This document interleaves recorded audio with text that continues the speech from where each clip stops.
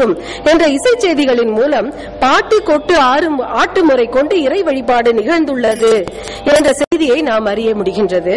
அடுத்ததாக ஒரு தலைவன் தலைவியின் ஊழலை தீர்ப்பதற்கு பாணனை அவள் பால் தூது விடுத்தான்.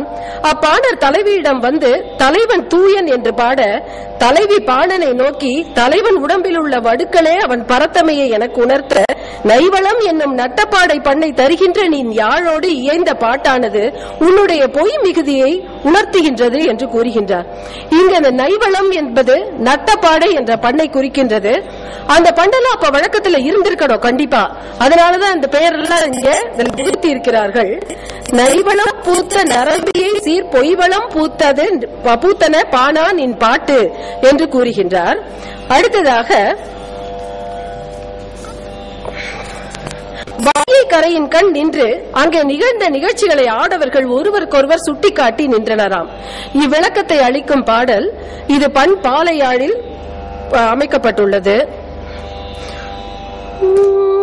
பூவுது வண்டினம் யாழ் கொண்ட கோளை கேனின் கோளை பொருள் தேடி தர கொளுத்தாமற் குரல் கொண்ட கிளை குற்ற உழை சுரும்பின் கேழு பாலை இசையோர் மின் பண்தண்டு நெய்தா பண்தாளம் பெற பாடி கொண்ட வினிசை தாளம் கொலை சீர்க்கும் விரித்தாடும் தன் தும்பியின கான்மின் தான் வீழ்பு நெறித்தானை புனை கெழுசின நெஞ்சில் புன்னறிந்து பின்னும் கனிவரல் ஒரு தும்பி காய்ச்சின தியல் காண்மின். இங்கே பாருங்கள், மாலையில் தேன் பருகும் வண்டுகளின் யாழையொத்த இசையை கேளுங்கள். பாடல்களின் பொருள் விளங்கும்படி அவை பாடாவிட்டாலும் அவ்விசையானது உழையை குரலாக கொண்டால் கிடைக்கும் அரும்பாலையை போன்றும் பண் கண்டு திறனைதா பண்ணான விளரி பாலையில் தோன்றும் பண்ணினை தாளத்தோடு பொருத்தி பாடுவதை போன்றும் அமைந்துள்ளதாக கூறுகின்றார். அதாவது இயற்கையை இசையோடு ஒட்டி பார்க்கும் தமிழர்களின் பெருமையை நாம் இங்கு போற்றத்தான் வேண்டும்.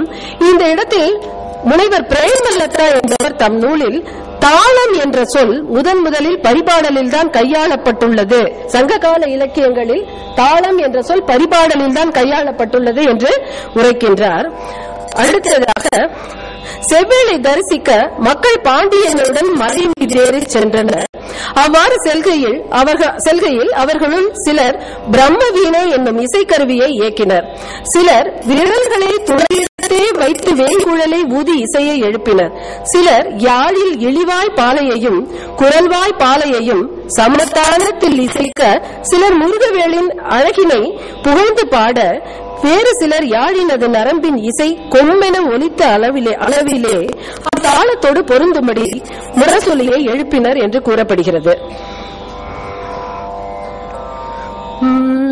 தெய்வ பிரம்மம் செய்குவோரும் கைவை தீமீர்பு கூழல் காண்குவோரும் யாழின் இழி குரல் சமம் கொள்வோரும் வேள்வியின் அழகியல் விளம்புவோரும் கூறனான் குரல் கொம்மென ஒலிப்ப ஊழுற முரசின் ஒலி